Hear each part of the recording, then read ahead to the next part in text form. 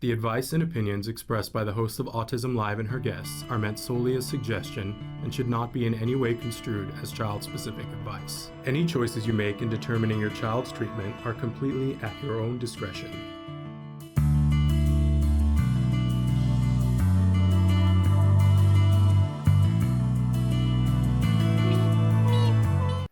Good morning and welcome to Autism Live. We're live this morning. The date is the 14th of May, and we're very excited. We had a cancellation in the show, but we also had an amazing parent write in with a question, and so we pivoted and decided that we would cover the topic that the parent had written in about. So thanks to Upstate Sue's.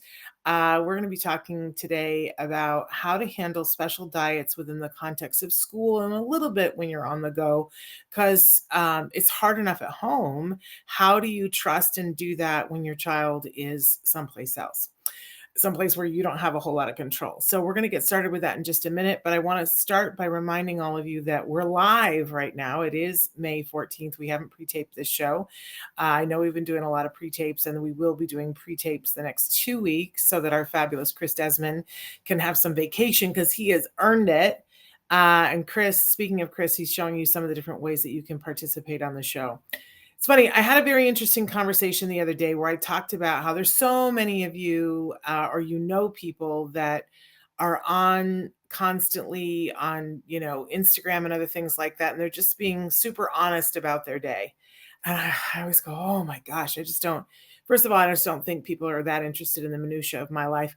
But I also don't know, like when you're in the middle of stuff, being honest, that's not really like, I'll be as honest as anything with you. I'll tell you all the ins and outs after I'm through the thick of it. When I'm in the middle of it, I don't usually talk about things. But for today, I'm going to just tell you, I'm somebody that has regular AFib. You see all those commercials for AFib and, you have to be on a blood thinner and all these things.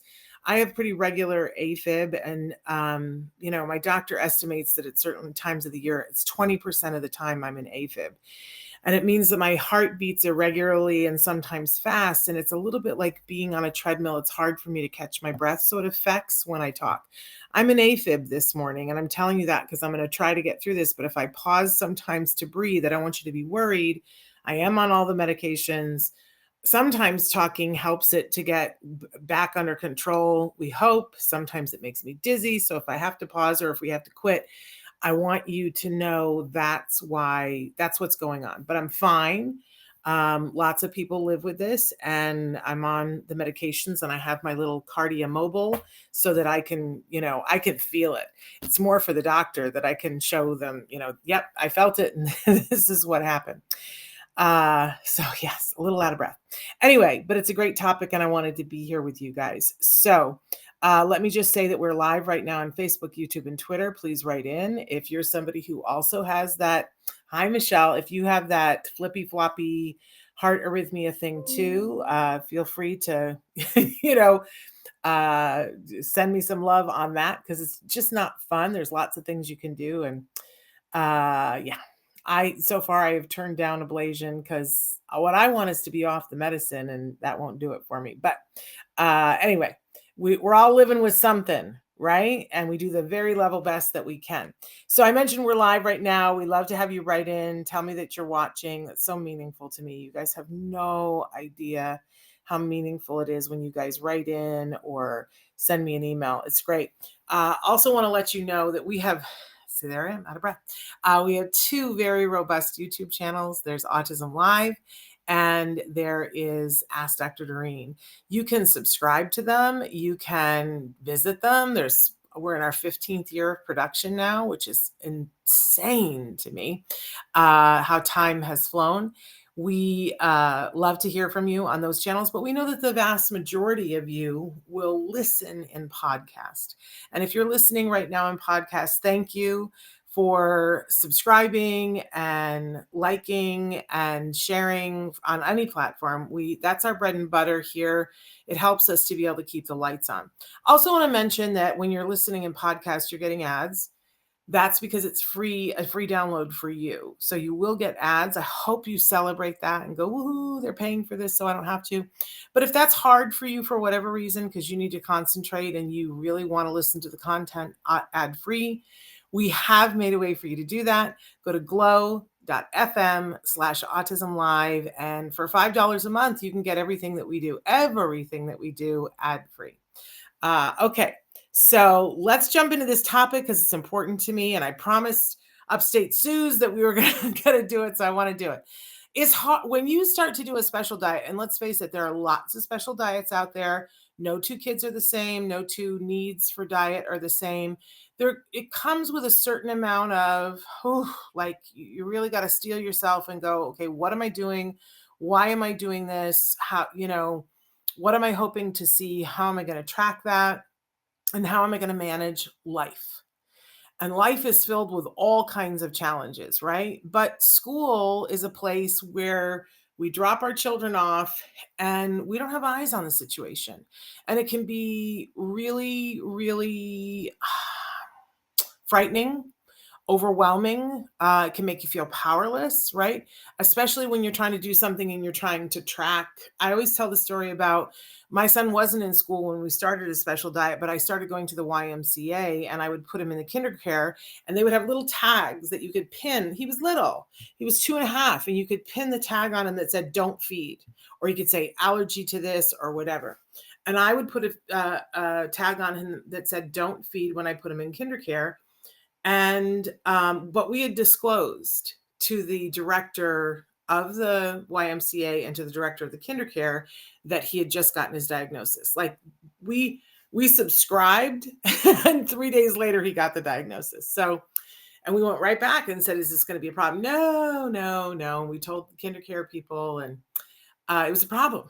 It was just a problem. And apparently it was a big problem for the director. And I was asking if I could bring aides and people in so that they could show them, Anyway, she apparently didn't like that. So there was a day that I brought him in, clipped the do not feed thing on him, went to get on a machine, and within 5 minutes they came and said, he's hysterical and you got to take him out of here. And I went and he was hysterical. And it was the kind of behavior that we hadn't seen since we started the diet. And I was like, what is this? And I was demoralized. I was like, we weren't seeing this since we started the diet.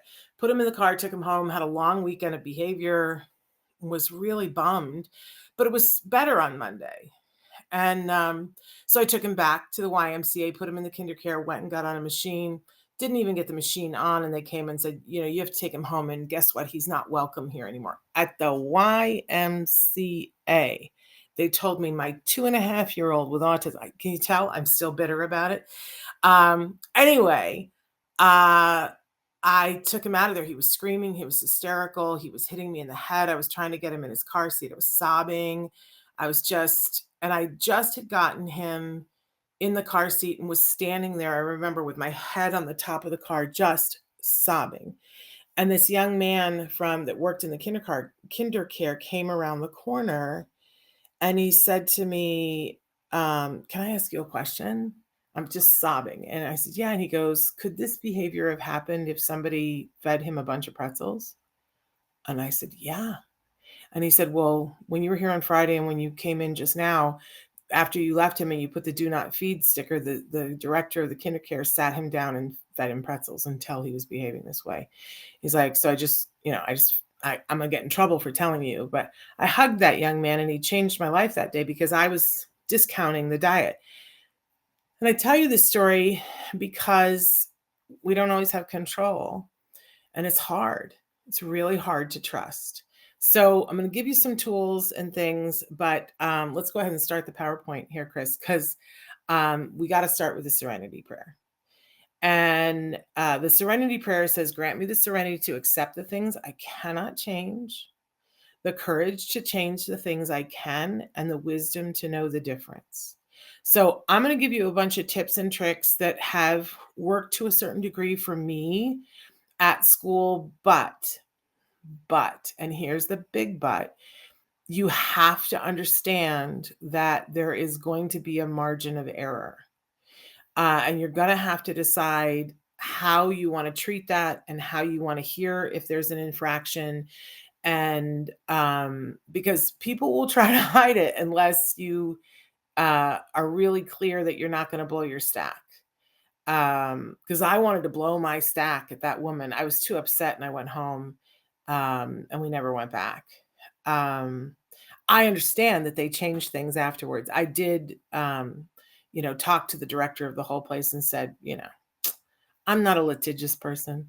I just like people to know what's happening in their business, but I didn't do anything about it. I just said we're not going to the YMCA. But I understand, I had a parent who a few years later had a miraculous experience with their child with autism at that very same YMCA. So I'm glad. I'm glad they learned. I'm glad they grew. And most YMCAs have amazing programs now for our kids. So, but all it takes is one person. It's not the organization, right? So same thing at school. And we kind of have to steel our guts to that. And you're going to have to decide what your level of comfort is and what your priorities are. So let's launch into number one, knowing that we're going to do the serenity prayer on everything. The first line of defense is you need to file paperwork with the school nurse. This is not just about letting people know that you're putting your child on a special diet. You need to fill out specific papers and you need to decide and talk to your doctor about how you want to proceed. If you're working with, for instance, a functional medicine doctor who's recommended that you go on the special diet that your child is starting, get a note from them, and talk with them. Listen, I never want to tell you to lie, but I know when I go into a restaurant, they ask me, and I say I need to be gluten-free now. And they will ask me, is it an allergy or just a preference? Right? And I appreciate that because I say to them, it's an allergy. But for years, unless you said it was an allergy, they just assumed it was a preference and it wasn't that big of a deal. And you got to decide what language and decide between you and your doctor what language you want to use to the school in order to make them understand the level of importance that you attach to this. And that's it's because it's personal, right? When my son started on a gluten-free, casein-free diet, my mom just really was having a hard time with it. She came to visit and my mother loved her treats. You know what I'm saying? And so she had me stop at a Dairy Queen so she could get, a Blizzard or whatever it was, the thing that she wanted. And my son was probably 3 at that point, and she just thought it was terrible that as a mom, I wasn't allowing for him to have ice cream. Like, how can you go through life and never have ice cream? And so when I wasn't looking, she just, knowing my mother, and knowing my allergies, when I wasn't looking, she just put a mouthful of her Blizzard in my child's mouth because she wanted him to have the experience. And she thought, oh, he's going to love it. And of course, my child, who was sensitive to cold things, spit it out and started gagging and choking and, gonna vomit. And my mother was like, oh my God, what did I do? What did I do? And immediately fessed up to it. So, and then I had to stand there and say to her, because she was like, I don't want him to go through his whole life and never have ice cream. And I said, well, Mom, I don't know that he's going to go through his whole life and never have ice cream, but, he's 3. And what we now know is he can talk or he can have dairy. And so right now we're choosing the talking. And she was like, really? And I said, yes, you feed him dairy. He is not going to be able to find his words for like a week. Is that what you want for him? And then she understood, right? So you got to find the words with your team, and it's going to start on this paperwork with the nurse, because you can put on there, you can say, on a special diet, and you can list a whole bunch of things. And if you don't say the level of importance, I'm just going to tell you, they're not going to take it very seriously. They're going to be like, oh, these people are hippy dippy, and that's not everybody, but all you need is one person to look at it and go, that's not really a rule. And then you have an infraction. And if you don't know, it can throw a lot of things off, because what you're really looking for is to greatly reduce or eliminate these things so that your child can be healthier and learn and grow. So, sometimes parents say it's an allergy, knowing that it's not a strict allergy that would cause anaphylaxis. But for school, if you say it's an allergy that can cause anaphylaxis, then they're going to be much more careful about it. They're still not going to be necessarily pristine. There are still things that go wrong. And one of the things that they're going to ask you on the form is, what do we do if there is an infraction?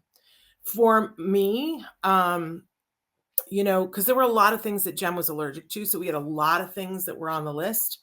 And so we left a specific type of Benadryl. I had to get a note from the doctor so that they could give it to him, but they had the permission to give one dye-free Benadryl, and that they should immediately call me so that I could take him to the doctor if there was an infraction. That's what I did. That's not what you have to do, but you should decide what you want to do, and you put it on the nurse. The nurse will have forms because they can't give medicine, and nothing is official unless it's on that form. Here's the benefit of this. When you fill out the nurse's form and you say that automatically, it should, but I want you to check it at your next IEP meeting. It should be included in your IEP. It's under the section of health. And there's a spot where it says, does this child have, medical, any kind of special medical, and it'll include diet. Child cannot have da, da, da, da, da, da, da. And you want to include ingesting and being exposed to. For instance, if your child is allergic to peanuts, that's going to change. For a lot of kids, it's not just ingesting. They can be in the same room with a kid having peanuts. So you decide the level with your doctor, but you need to fill out that paperwork for the nurse, even if it's just special diet, and then it will be included in your IEP. And that's important. Raisin wants to know, does your son still have the diet? No, he eats ice cream. My mother, if she were alive, would love it. He eats ice cream. He eats gluten. I will say he meters how much of that he has, because he will tell me, he's like, I had a little too much dairy yesterday and my stomach's feeling it, right? And I see kind of the way, I don't know, I have friends who were models for a lot of years, and like leading up to a shoot, they wouldn't have any salt in their diet, so they wouldn't be puffy, right? Just an awareness of, this is how my body works, this is how I want it to work, this is how I want to look, this is how I want to feel. And he makes those decisions for himself. But we go to a restaurant and he'll order something that has gluten. And I remember the first couple of times he did it, and I was like, what? And he was like, calm down, we're just trying something here. It was harder for me than it was for him. But no, he's not on the special diet at all. The one thing that he still doesn't eat, and we haven't had him retested for it, but he tested allergic to almonds, and we need to have him retested for that. Because every time we talk about it, I think both of us are like, oh man, but if he's allergic to it, like, it's just not a good idea with nuts to expose them to it in a trial like that. You really want to get tested. So, talking to the nurse and getting that all in file, really important. And once it's in the IEP, great, right? But don't think that that's the end game, right? Because just because something is in the IEP, let's just say that, the people in the lunch line, and they've never looked at your child's IEP unless you give it to them. And the teachers, they're not reading it every day, right? It's a big document. They have a lot of kids. The expectation that they will follow it because it's in the IEP, we should not have that expectation. However, having it in the IEP makes it enforceable in a way that if it's not there, you don't have that protection. So get it in the IEP. Let's go on and move on to the next one. So once it's in the IEP, and even while you're making it be in the IEP, it's really critical to give the entire team crystal clear instructions.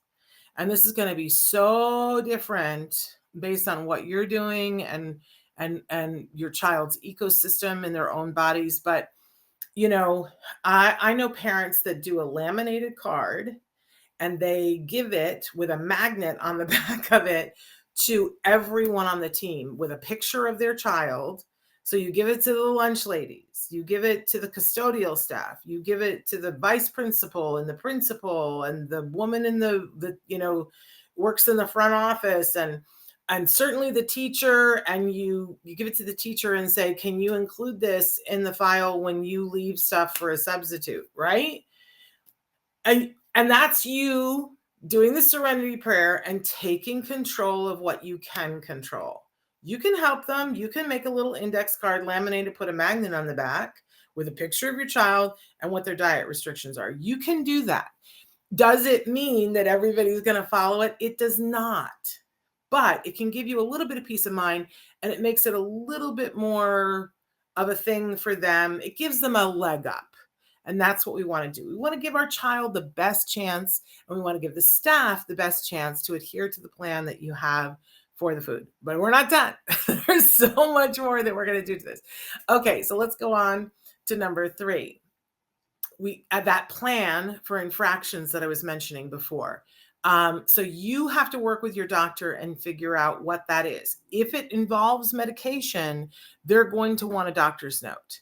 They can't accept medication from you, nor can they give medication. And you want to be really careful about this, because if you tell them that it's an allergy, then they're going to think there's an EpiPen involved. And if there's no EpiPen involved, they're going to get really, and you do not want your child shot with an EpiPen if they don't need it. Let's be clear about that. So talk to your doctor, get it clear, get the expectations clear. That's you taking control of what you can take control over, and be very clear about what those expectations are. So if it's in the IEP and it's filed with the nurse, chances are they will follow it, and they cannot give medication unless they've, looked, because there are things that kids are allergic to. Okay, so on to the next one. So I think you got to get ahead of the issue, right? One of the questions that the mom who wrote in said, think about all the freaking things that happen at school. Like, we're at the end of the school year, and I'm going to tell you, a former teacher here, and every day somebody's coming in with cupcakes or those frozen popsicles that come in the plastic strip. Some wonderful mom just decided, I'm going to donate to the whole class without telling anybody, and I'm going to bring in all that artificial color and flavor and sugar and woohoo. So I think it's really important that we always have a snack that's a substitute for anything that's going on. Oh my phone just went off on a silver alert. Okay, that got us all awake. Sorry about that. Okay, so it's up to you what works for you. But one of the things that we did, there was a whole year when my son was really into Lara bars, and I have the picture of the cashew cookies there. What I like about cashew cookies and what I like about Lara bars is that there's only a few ingredients, and they're very clean about it. Now, a lot of the Lara bars have almonds, which my son cannot have, but this particular Lara bar, it's dates and cashews, both of which he could have. And because it's a protein with a sugar, it we found that it metabolized okay for him. They come and they're good for quite a while. I would buy a big box and leave it with the teacher, so that if something happened and somebody came in, he had a treat at the ready in case of those emergencies. Now, if we go on to the next one, there's any number of things that you could leave for your child that would be good. But, best case scenario is that it's a non-perishable treat that your child actually likes. I also think, since we're talking about that it's worthwhile. And my kindergarten teacher brought this up to me, and it was right around there was just a lot of lockdowns that were going on. And I hate that we live in that environment where our kids are on lockdown, sometimes just as an exercise and sometimes for real. I appreciate that at the schools. I have a fuzzy that's tracking me. It's just wild over here today. We have schools that, if something happens, they will go on lockdown just for safety. And I greatly appreciate that. I really do. I hate that it's a reality, but I appreciate them doing that. But there was one instance where it wasn't at my son's school, but the next school over, they were on lockdown for 4 hours, and they were on lockdown during lunch. And um, good teachers always have something for the kiddos just in case. And the kindergarten teacher called me after that and said, I thought about Jem and I don't know what I would have. And there was another school that was not near us, but they had been on lockdown for like 10 hours. And so I realized, oh, okay, I need to send something. So we put together, we had this bucket that could seal. And we put together some things to put in the bucket that could be not just treats, but meals, And it was a lot of gluten-free crackers and some tins of tuna. And he was really into salmon right then. So we sent tins of salmon that had the thing that you just pull up so that you don't need a can opener. And I'm trying to remember what else we put in there. At the time, there was a big gluten-free revolution, and there were little non-perishable things that were shelf stable that you could put in lunches. I don't know if they still make them. I haven't seen them around, but you can go to some place like Whole Foods. They would be most likely to have it, or look on Amazon. I know we went camping 2 summers ago. We went hiking. Let's not gild the lily here. We went hiking in the Arches National Park in Utah, and we were going to not be anywhere near a restaurant or a grocery store from like really early in the morning till late night. And so there was all kinds of things that I was finding. At the time, there were little Tetris packs of hummus, these little tricorn packs that, were shelf stable. And you just cut the corner and then you could squeeze it on a cracker. I haven't seen those lately, but there's all kinds of other things. And if you look up camping gluten-free, you will find more stuff that's shelf stable. But it's a good idea to have something like that. And I would have something that's at least 3 meals that's there. And it can be used, you tell the teacher, it can be used in case of an emergency. If something happens and their lunch gets strewn all over the play area by accident, there's always a backup.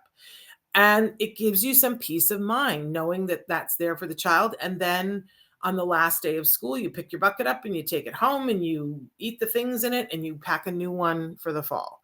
But it's worthwhile to do, and it helps the staff know, I know what to do if this child needs to eat. So really important. Okay, on to the next one. If you're going to send food to school, like the Lara bars and the such, it is so important that you label it like your life depends upon it. I remember the year that I made, because there were a lot of popsicle things that were happening, right? And at the time, there weren't the Outshine bars, and they weren't, I don't know, I wish I knew what the name of them was, but now there's a company that makes the frozen sticks, and they're colors. They're not Dayglow colors, but it's all natural. It's just frozen juice. I just want to kiss these people on the lips for doing this, because back in the day, we didn't have that. Now I would get that, but if you get it, you're going to have to wrap it really well and put stickers on it. Because I was making homemade popsicles, like in the little, the thing, and sending them in their thing to the school. And because, classrooms don't have a refrigerator, they had to put it in the teacher's lounge, and it said popsicles for my son and had his name on them. The teachers ate them. The teachers just ate them. And that's human nature, my friends. So I would tell you, wrap them really well, market special diet, because sometimes that will stop some people, but send more than one, because when they went to get the popsicles for my son, when the other kids were having popsicles, guess what? There were no popsicles. But we're going to get to that. What happens when all of that happens? Because I got the best out for you. It's coming up. But label like your life depends upon it. And if you find that the stuff keeps being eaten, I think if it's stuff that's staying in the classroom, you're probably going to be fine. But when I have been in teacher lounges before, it's chaos. It's starving people who can't leave campus to go get something, and stuff gets eaten. It's just the lowest of the low as far as but people, they get hungry, they eat. Okay, let's move on to the next one. Okay, so But what we'll ask for, and you can ask for this during the IEP meeting. I've never seen somebody be able to get this written into the IEP because they know they're going to fail at it, right? I feel that that's the reason. I don't know that. Because it's hard, and I'll talk about why it's hard. But you are going to ask for reasonable notice regarding food in the classroom. Now, my son had the best kindergarten teacher in the entire world, and it's really important that you get to be friends with the teacher and that you be talking with them and you volunteer, volunteer, volunteer. I just can't say that enough. Volunteer, volunteer, volunteer. Be there, be a positive presence. Show them that you're not just about, I need this special treatment, that you're also invested in the school, that you're invested in your child, you're invested in the teacher, you're invested in the whole class, that you're nice to the other children. It goes a long way. It really, really does. And my son's kindergarten teacher was the best. And we had this arrangement. I said, if ever you're going to, food is a primary reinforcer, and which means that it's powerful. So whenever a teacher can have food be a part of the lesson, boy, the kids are all paying attention and awake, and older kids put their phones down because it's food, right? I love when in classrooms, for instance, when it's time to teach fractions, they order pizza. And they cut the pizza and they're like, okay, so this is a half, right? And it's more meaningful because it's real life and it smells good and you have their attention, right? But then they eat the pizza. And if you didn't know that they were doing on that day, and your kid is sitting there and everybody else is having pizza, right? So you ask for reasonable time. And you say to them, because I will take the responsibility of getting something different for the child. And that everybody breathes a sigh, because there are lots of parents who come in and say, my child can't have cupcakes, so nobody can have cupcakes. And I know, because I've been a teacher and I've been in the teacher's lounge, teachers really dislike that. If it's because of a peanut allergy, they get it a little bit more, but I'm going to be honest with you, they consider it a pain in the you-know-what. And nobody wants their kid to be considered the pain in the you-know-what. And it's really unfair, because that's a life and death issue with a peanut allergy. But when it's more than that, when it's a gluten thing, boy, they're like, it's a gluten thing and you're not going to let the rest of the kids have cupcakes. Food is a primary reinforcer. People get very emotional about it. So if it's possible for all the kids to have whatever they're having, and that you say, I will take the personal responsibility, if you give me enough notice, I will bring something that's similar. Like if you tell me that they're having chocolate cupcakes, I will bring what looks like a chocolate cupcake for my child that's specially packaged, that's theirs, and you don't have to do a thing. Teachers love that. Except they'll say that they're going to give you the prior notice, and sometimes they can't. Sometimes the day gets away from them and they're, lesson planning, and they're behind the 8 ball, and they realize, oh no, I wasn't able to give the parent notice, right? And I remember the day that the kindergarten teacher called me and said, oh, Shannon, I forgot to tell you that today we're using M&Ms to count. And then the kids are going to eat the M&Ms, and I'm just, I'm so mad at myself. And I said, okay, because I had done something else and prepared my child, and it was all okay. So I'm going to give you that tip in a minute. But you ask for reasonable notice. And if you make it clear to them, the reason why I'm asking for reasonable notice is I will take the responsibility of having whatever the substitute treat is for my child. And I do think it's worthwhile for your child to have something that looks similar. And it's more possible now than it ever was before. Is it a lot of work for you? It is, but it's a social thing. So if they're all having gluten-free pizza, you just if they're all having pizza, you show up with gluten-free pizza, or you send it with your child, and your child happily is eating their pizza, and it's not a thing, right? And when we can do that, that's great. When we can take control and do that, sometimes we can't. So we have to have a plan for that. But you ask for the reasonable notice. And if you're somebody who's volunteering and you said to the teacher, what do you need? And they say Kleenex. And every time you come, you bring a box of Kleenex, and you say, I know you need Kleenex in your classroom. It actually helps your child because then people are wiping their noses instead of wiping it on the counter so that your child's getting sick, right? Is a box of Kleenex. I know it's an expense, but I'm all about the bribery. Well, all about the bribery. If it makes our children healthy and more included, and you got the teacher looking out for your kiddo, yes, a box of Kleenex. I'm all about that. Okay, so on to the next one, because we're getting to so provide the appropriate lookalikes. And here's the thing, we got to go back to that serenity prayer, because I cannot tell you the number of times that for a birthday party or something else, and I do this for birthday parties too, I'll say to the mom, so what are you serving? And they'll say, oh, we're having hot dogs and we're doing this. And I go, great. And I bring the hot dogs. So I don't bother her with, are the hot dogs gluten-free? Are they, I just don't bother. I bring the very clean hot dog for him that's already cooked. And I bring the gluten-free bun and we're off to the races. Except I cannot tell you the number of times that I've shown up to the party and the mom goes, oh, I told you that 3 days ago. And then we switched to pizza. Right? And that's just the thing sometimes. That's just what happens. And the same thing happens at school. You know, my child wasn't doing popcorn and they were going to have a big movie thing. And they said, oh, and we're serving popcorn. Is that going to be okay? And he was corn-free then. He's not anymore. And he was only corn-free for, I think, 1.5 years, 2 years.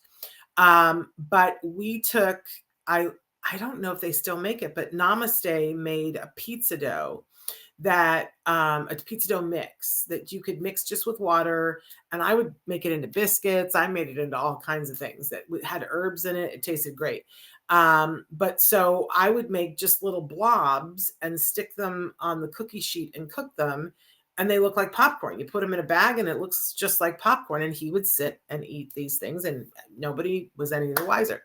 So I spent all that time making the popcorn. And then instead they decided to have those horrible popsicles, right? So sometimes that happens and you have to be prepared for anything. But I do think it's worthwhile to expend the energy trying to have the lookalike, because most of the time it works. And when it does, it was so good, because there's my child with all the other children enjoying his food, and it's just fantastic, right? But there are going to be times when it doesn't work out. So I think it's the next one, if you'll go, Chris. Teach, reward your child food boundaries. So your really strong line of defense is teaching your child what they can and cannot have, and what the rules are and what the rewards are. So we spent a lot of time prompting Jem and teaching him to say, when he was real little, I can't have that. I have allergies. So when the mom is there and like, here, honey, here's your cupcake, that he would refuse it himself, because the teacher turns away for a second and it happens. Now, this is a hard thing for some kiddos, and it's not a perfect thing, right? But I'm here to tell you, if you make the reward big enough, their ability to have that boundary gets stronger. So what we gave Jem phrases and we changed it over the years. But what we said to him was, here's the deal. If all the kids are getting a treat and you don't have that treat, if that treat doesn't get to come to you for whatever reason, then if you come home and tell mom, you get the biggest treat. And that treat would be geared towards whatever he was super into. But sometimes it meant we went right to the store and got a toy. So it turned into that he would be thrilled if they brought something and didn't tell me. And the teacher would be like, oh no, your mom's going to be so mad. And Jem would go, it's okay. I won't eat it. Not a problem for me, because he knew he was going to get a Lego that night. You know what I'm saying? So whatever is appropriate for your child. By the way, I also, while I was teaching my son, because for a while it was, I can't eat that, I have allergies. Then we taught him how to ask questions. Well, does it have dairy? Does it have gluten in it? And most of the time the adults didn't know what gluten was, right? But he knew. So we just kept educating him up so he knew what the words were. So funny side story. When we first met, the birds, and he and Kobe just really hit it off, and Kobe was so sweet to him.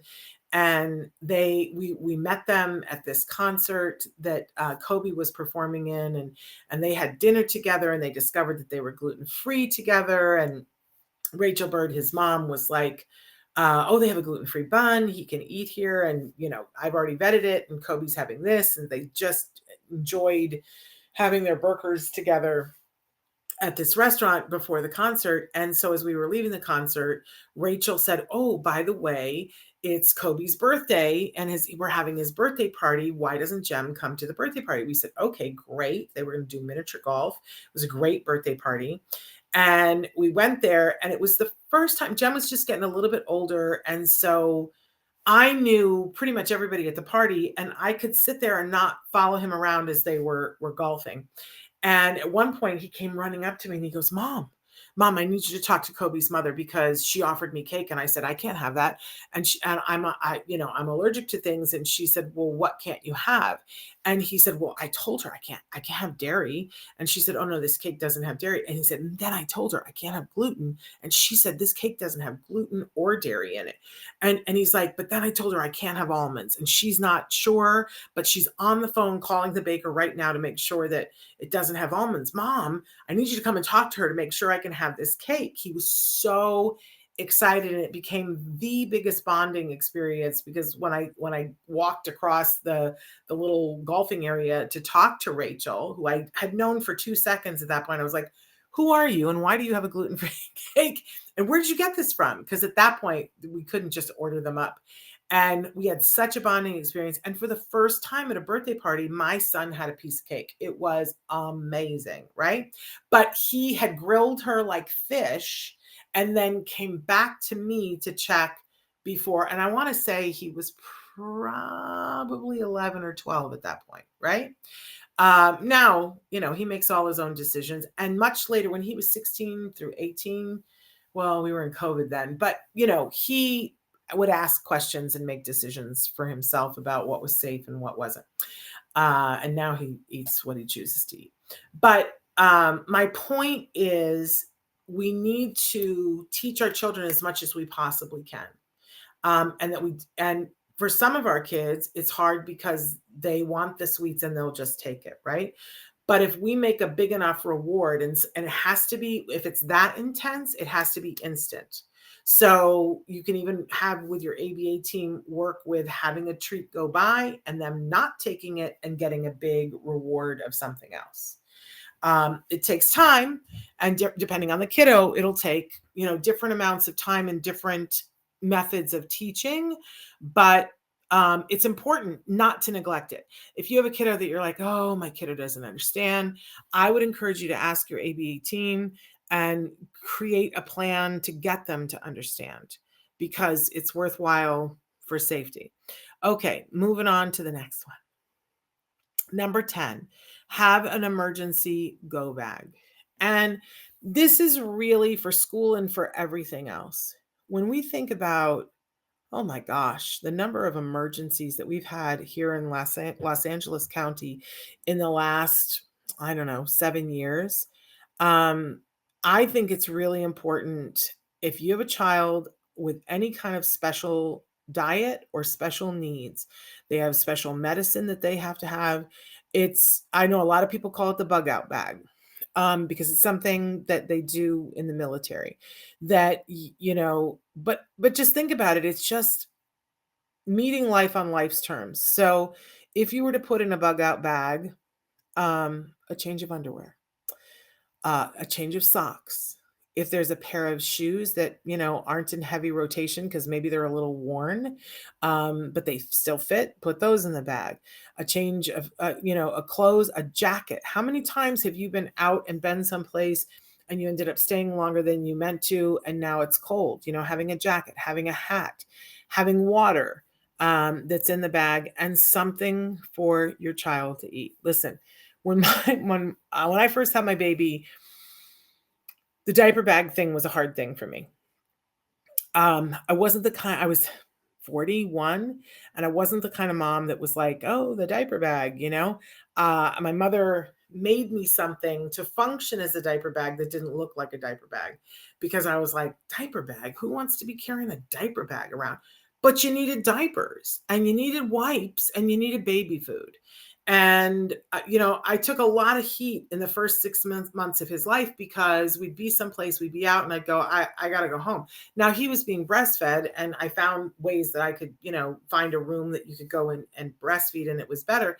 But, my mom and my sister were on me like white on rice saying, you got to be prepared. You need to have a diaper bag. It's kind of that. We still need a diaper bag. And I would say to any parent, special needs or no, you should have a bug out bag in every car that you take your child in, just because. You find yourself at McDonald's, and even kids that are older can have an accident where they spill stuff on themselves. And then it's like, okay, well, what do? Do you go home? No, I have a change of shirt. I have a whole change of clothes in my car. It's not that hard to put it together, and it takes up a little bit of space in the trunk, but it's there and it's peace of mind. And having food in it in case of emergency. So if you are at work and they call you the morning of and they say, oh, we're doing this thing at school, you have something in your trunk you can always feed your child. I think it's comes under the heading of things that you can be in control of. And then it just becomes a thing to change it every once in a while, because your child's going to grow and will grow out of those clothes. And, food doesn't stay good forever. But if you make it things that are non-perishable, it'll be there for you. And we have so much to worry about, right?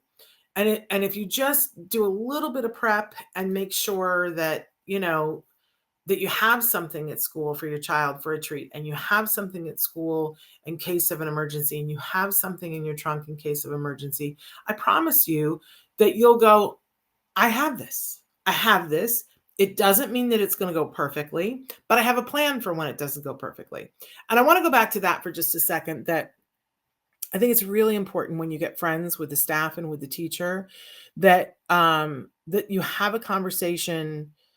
And for me, it went something like this, where I said, here's the thing, this is very important to us. And we see that it's really helping him. And I told them the YMCA story. And I said, but I'll tell you something. I know that you're human beings and you're people. And you don't have eyes in the back of your head, and you can't be in control of everything that ever happens. So here's the deal that I would like to make to you. My child's health and well-being is more important than whether you make a mistake. So I promise you, I will not freak out, and I will not hold it against you if you make a mistake, if you just tell me in a timely manner. Because for me, the worst case scenario is that they blow it. Your child does have an anaphylactic response, and they're afraid to call you and let you know because they blew it, right? I don't want that. So I I would have a very private side question. Just say, just so you know, I'm the kind of person I'd rather know so that I can help to deal with it. And for me, that's trust, and it would mean the world to me. And there were a couple of times that they had to tell me, okay, so this happened and we didn't realize it. And it was usually, I'll be honest with you, when he asked and somebody believed that it was gluten-free and it wasn't, you know? And he survived. The worst infraction that we had in like 16 years was the very first time that I was brave enough to leave my child to go to an autism conference to do interviews. And my mother flew in for it. She was going to be with us anyway, but she flew in 2 days early. And I was like, I prepared food, I froze food, I did all of this stuff. And my mother begged me not to name him Jem because it was going to be confusing. Jim and Jem, it was. But I went to the airport with my producer. I called my mother from the gate, getting ready to leave on the plane. And I said, how are things going? And she said, everything's going great. We're just sitting here eating this pasta that you made that I got out of the freezer and I defrosted. I said, what pasta? What are you talking about, Mom? And she goes, this pasta that you made, it's fantastic. And Jem is he's eaten a whole bunch of it. And I said, Mom, look at the label. What does it say on the label? And she said, oh, it's for me and for Oh, it says it's for Jim. It's not for Jem. Oh, is he eating gluten and dairy? And I said, yes, he is. And I'm getting on the plane and I was like, look at his arms. He was already breaking out in hives. So, he was on Benadryl. The doctor was called in case of emergency. He survived. My mother, of course, said, well, it's your fault for naming him. And I told you not to name him that because it would be confusing. And here it is. That was the biggest infraction that we ever had. You know, Now when I make pasta, I just make it gluten-free. I just don't make gluten pasta anymore. I just don't. Even when we have parties, I make gluten-free ziti and everybody eats it and nobody knows it's gluten-free. There we have it. So that's really in a nutshell. Does anybody have any questions about any of that? I find that restaurants, it's funny how the pendulum goes, right? That for so long, people didn't know what gluten was. We still have that in some restaurants, right? But more and more, when you say gluten in a restaurant, people will tell you, yep, it's totally fine. And it's gluten free and yada, yada, yada. And I find that that's not always true. So you always want to keep an eye on things. And if you see any behavior afterwards, just keep an eye to make sure that your child is healthy, but you might see some behavior afterwards. What I tend to like and enjoy is there are a couple of websites that um, are mostly populated by people with celiac. And if you look up a restaurant and let's say you put Chipotle gluten free, and you'll find in the Google search that these websites will come up from the folks that are celiac and they'll rate the restaurant and people will say, I went to this restaurant at this location, here's what happened, and I didn't get sick. So that's one person's experience. But when you see like 100 of them and people go, it's great, gluten-free, dedicated bakery, it gives you a little bit of peace of mind. But you'll see that there are people that are like, yeah, they must have contaminated it with something because I had a reaction. And then that this may not be the safest place to go. It's hard. It's really hard for restaurants because you've got the wheat and you've got the gluten-free, and it's not perfect. It's not perfect. When I go to places, I especially if it's like one of those places like Chipotle or a sandwich place, or they have the custom pizza places where I say, can you please change your gloves? And you can tell if it's a well-trained place because they'll automatically, you say gluten-free and they're walking over to get it. They're taking their gloves off, putting a new pair on. But don't be afraid to ask for it if they're not, because there's all kinds of contamination. I remember when I was teaching college, back when I would still eat dairy, and I love a soft ice cream. Oh my gosh. And I was on a break. I was teaching college, and I went to the student union, and it was one of my students who was making, and they got the hairnet on, and they're making the ice cream, and they thought they were going to make me such a great ice. They made it a little too big and it was lopsided. And so he had his plastic gloves on, and so he just took his plastic glove and put it on my ice cream cone and righted it. Right as he was doing something else, I think he touched his hair and his face and whatever. And, I was like, oh yeah, I'm not eating that. You could have just licked it. Like, why don't you just like, I'm just saying plastic gloves aren't everything, but usually it's a good line of defense. Having said all of that, it is easier to be on a special diet now than it's ever been before. There are more people that are sensitive to that. You will meet some amazing people along the way. Even when Jem was little and he was in preschool, and I thought, oh, I'm going to have the dickens of a time explaining this to the preschool teacher, and came in the first day and she was like, oh, honey, I have celiac. I got you. And she taught me things, right? So you will meet those people too. Or sometimes, somebody has a child that's celiac. More and more, you will meet people who have a little bit of knowledge, so or a little bit of sensitivity. But when you meet a teacher or a staff member who's rolling their eyes, I think it's important to call that out. Try to see if you can win them over with Kleenex or something else, whatever it is that they need. But if you can't, don't be afraid to move teachers. That was something I really was opposed to and didn't do. And it's probably the biggest regret that I have, that there was a teacher and everybody told me, move him. And I didn't, and wish I had. You don't want to be convincing people their whole school year to look at them like a person. That's a waste of your child's time. So, all right, we're about out of time here, kids. But is there anybody that has a question about anything that we have said here? And if you can't think of it now, but you can think of it later, you know that you can always write to me. My email is Shannon at autism-live.com. And look, we got through. I was breathless a couple of times, but we got through. So that's really good. Let me tell you a little bit about what's happening the next 2 weeks because it's a little bit different. We don't usually let Chris go on vacation. Let's be honest, he's just so valuable that we just, but obviously he gets vacation and it's important that he have vacation.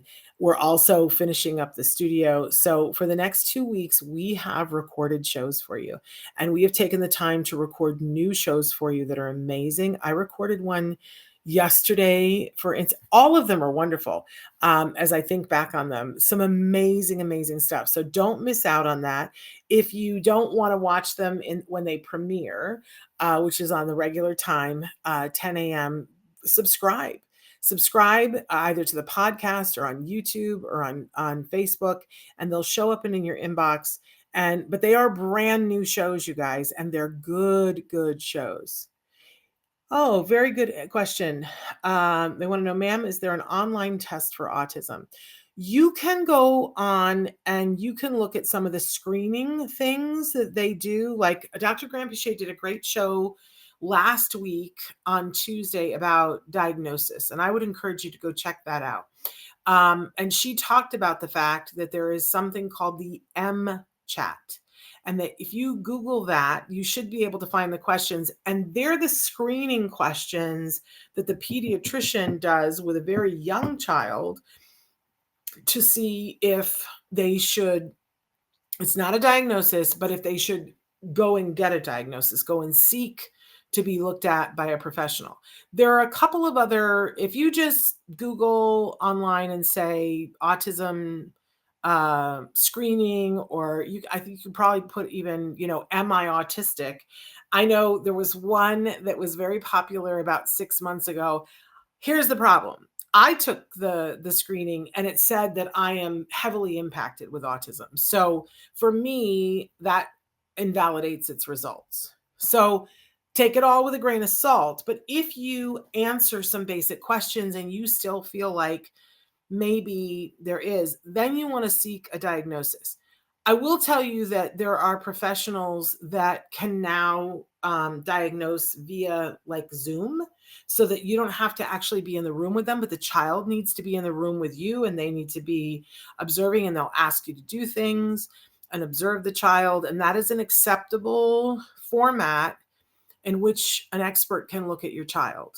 And that's true for adults as well, that there are some amazing people that diagnose adults that are happy to do it via Zoom. They have to be licensed in the state that you are, but there's a lot of people that are and can.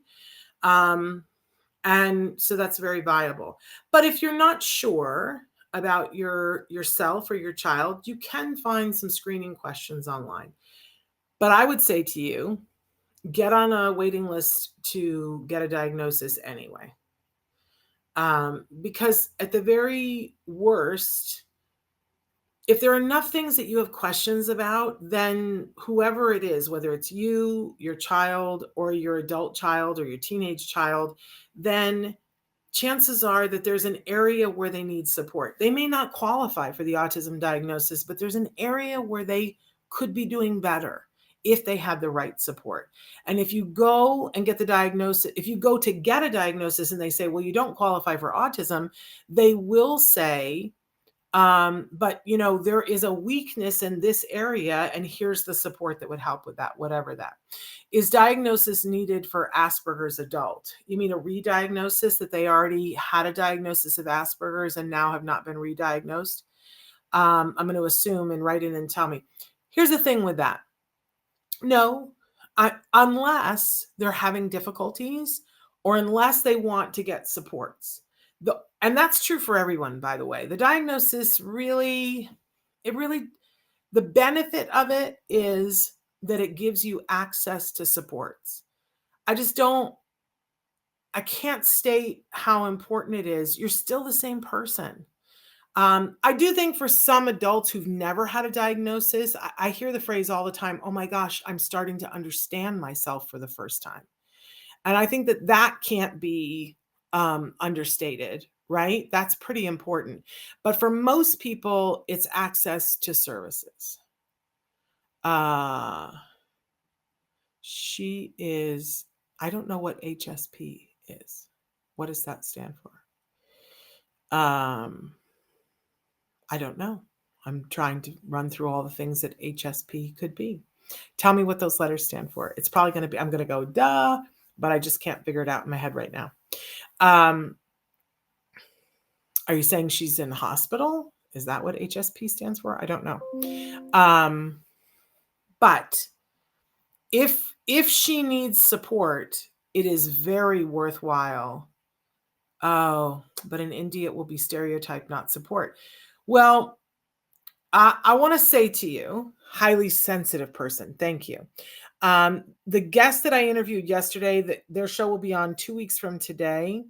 One of the stories that she tells is about a family that brought their adult daughter to her program from India, and that she was able to get supports and help for her, and she is now living independently.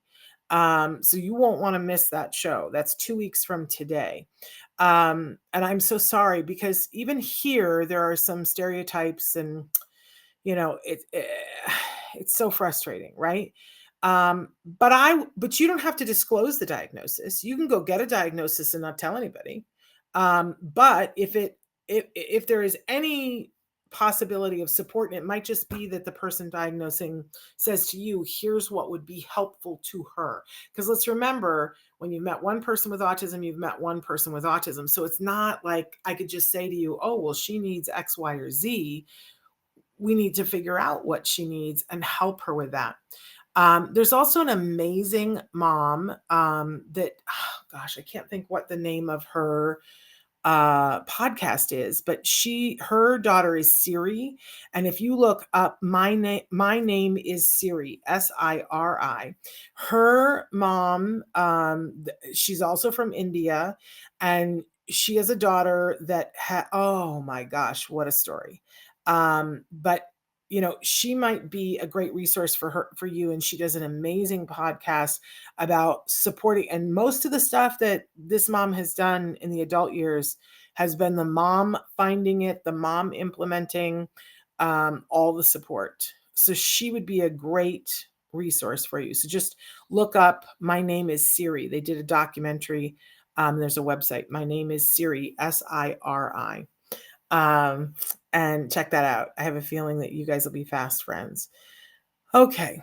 We're past time now, although I'm loving talking to you, and I hope that you'll come back and that we can figure out exactly what she needs, because that's what's important for all of these individuals. They have the right to help and support for them to lead their best lives. Yeah. Thank you. All right, you guys, we're out of time. So you'll see me the next 2 weeks, and I'll be on the chat.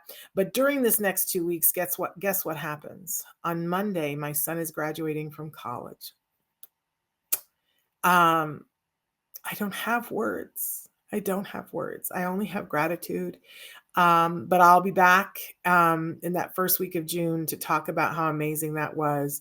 I'm on Facebook. You can friend me on Facebook. You can see we'll be posting pictures. It's a pretty big deal. I can't tell you how excited and humbled and grateful I am. And we'll be finishing getting the studio all up. So hopefully sometime in that first 2 weeks of June, we'll be totally back in the studio. And I'll have a son that's a college graduate. What will I do with my time? Thank you.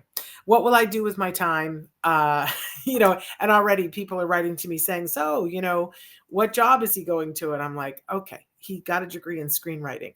It's not like that. So Anyway, well, one more step on the rung. He'll figure it out and we'll help support him while he figures it out. But I appreciate all of you. And Memorial Day will happen in the interim. We will have a show to play on Memorial Day. You don't want to miss that. And we will talk with you soon. Until then, give your kiddos a hug from me and one for you too. Bye-bye for now.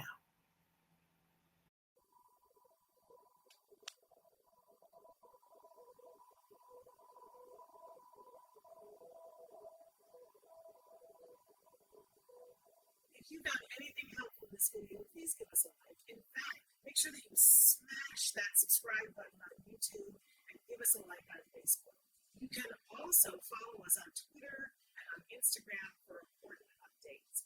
And please download our free podcast wherever you get your podcasts. Thank you so much. See you next time.